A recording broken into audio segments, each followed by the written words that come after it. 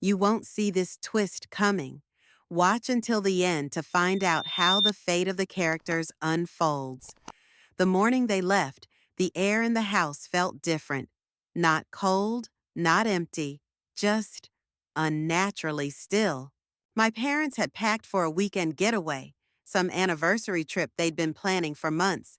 I stood at the door and waved them off with a smile that didn't reach my eyes, then slowly closed it behind me.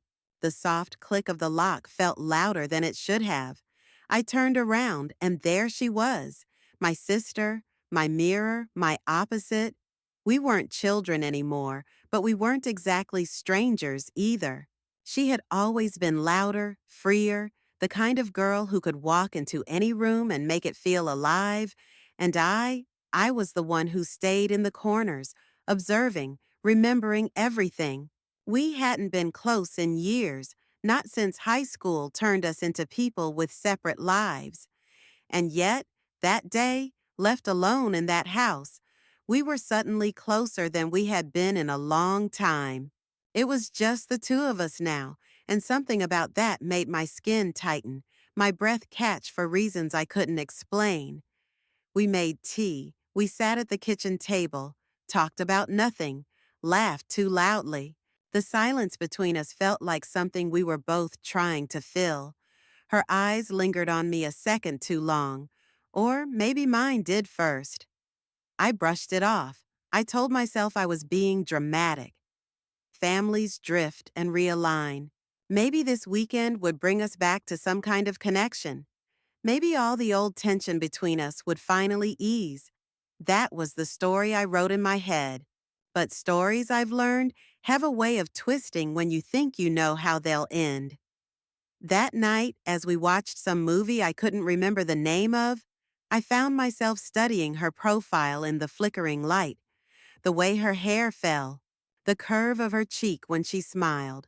I hated myself for noticing, hated that something in me stirred, not because of who she was, but because of how alone we both were. When she caught me looking, she didn't say anything, just smiled.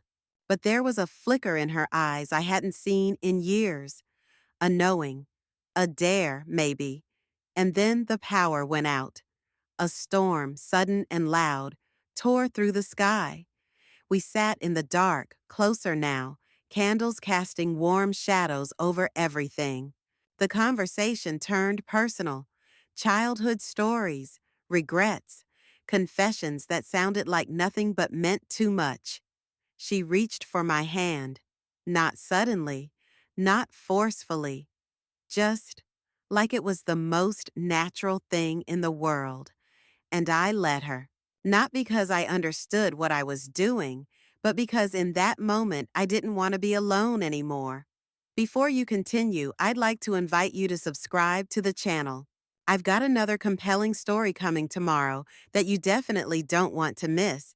This one's just the beginning.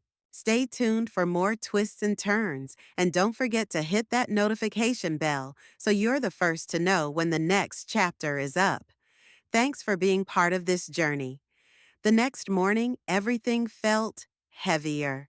We moved around each other like dancers without choreography, uncertain but strangely in sync. She didn't mention the way our hands had lingered the night before, and I didn't ask. Maybe we were pretending, or maybe we were both waiting to see who would speak first. I made coffee. She leaned against the counter watching me, not with judgment, not with distance, but with something like quiet expectation. I handed her the mug, and her fingers brushed mine, slow enough to feel deliberate. It would have been easier if one of us had made a joke, laughed it off, but we didn't. Later that day, we sat on the porch. The storm had passed, leaving behind damp air and an eerie stillness. She pulled her knees up to her chest and looked at me like she wanted to say something, then stopped herself. I always wondered what it would be like to have you to myself, she said suddenly. I froze.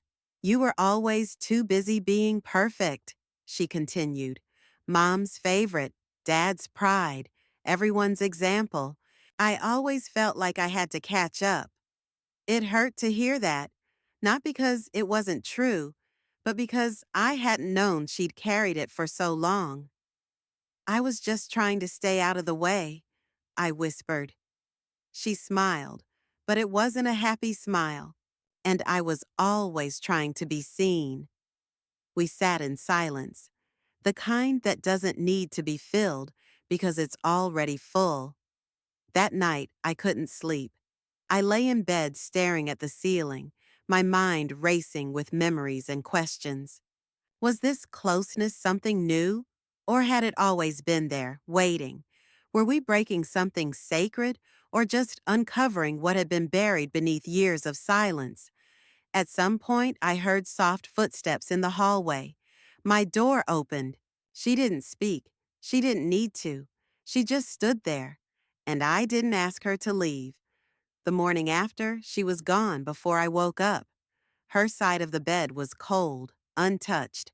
I found her in the kitchen, already dressed, staring out the window like nothing had happened. Maybe for her, nothing had. But for me, something had cracked wide open. We didn't talk about it. That day passed in fragments, chores, shared glances, long silences. Everything was louder now. The way her fingers tapped the table, the sound of her laughter, sharp and sudden. The way I felt her presence even when she wasn't in the room. It wasn't guilt, not exactly. It was disorientation, like walking through a house where all the furniture had been rearranged while you slept. She suggested a walk before dinner. We ended up in the woods behind the house, the old trail we used to run barefoot as kids. She brought up stories from when we were little, the day I broke my arm, the time we got lost during hide and seek. We laughed, genuinely. Then she stopped and looked at me. I miss this, she said. I didn't ask what this meant. She reached for my hand again. This time, I pulled away. Her face changed. Just slightly, but enough. I'm sorry, I said quickly. I don't know what we're doing. Her eyes dropped. Me neither. We walked back in silence, and when we got home, we went to our separate rooms. That was the first time I truly questioned if something had gone too far.